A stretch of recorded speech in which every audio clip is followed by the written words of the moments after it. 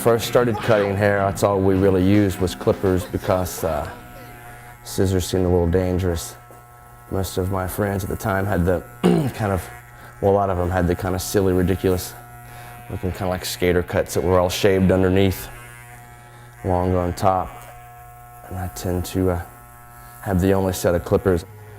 Went to school almost as a fallback thing for music.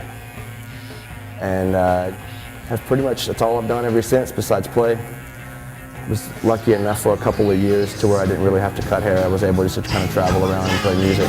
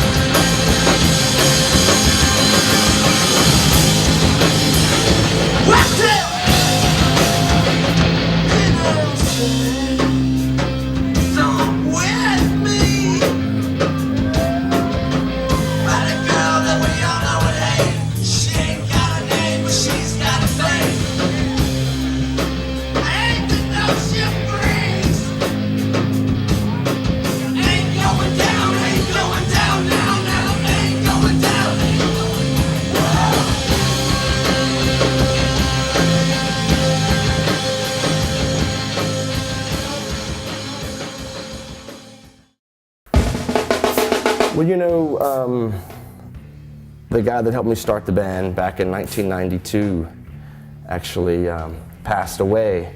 And I guess several weeks leading up to his passing away, we had talked about trying to get together and maybe doing one show just for the hell of it. And it never really, it never came. And then after he passed away, we wanted to do something to something besides just your regular funeral home, a bunch of people up there formally trying to tell things about him. Wanted to kind of do something to almost as a grand send-off.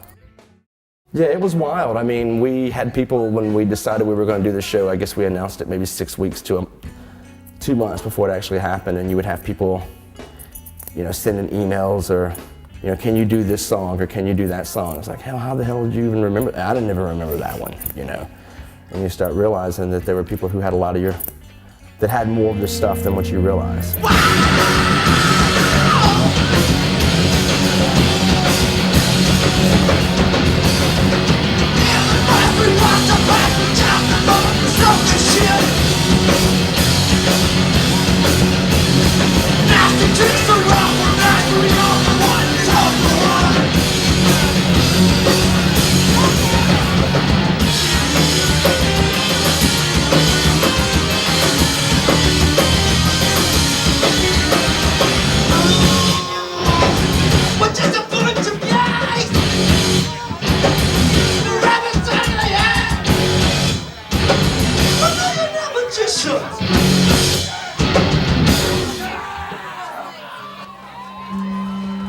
I mean, although we still loved to have a really good time, it seemed like making sure that the instruments were in tune and we weren't too intoxicated before we played became more of a priority this time, which is actually a little more fun than I thought it would be. I was surprised at how much practice we actually got done at practice. Yeah, there was a time there when we first started where we may be at the room for 3.5 hours and 30 minutes of playing may actually get done. The rest of it would always just kind of be drinking and making plans that a lot of times were just drunk talk, 2, 3, 4!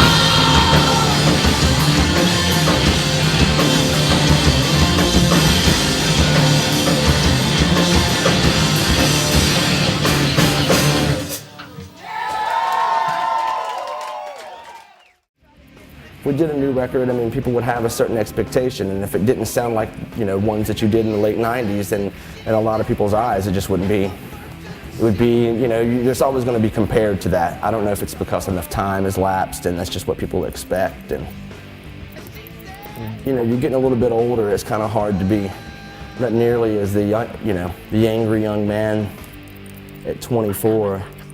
And just wonder how much people can pick up on the fact that you're up there almost putting on an act. You know, trying to relive something, you know.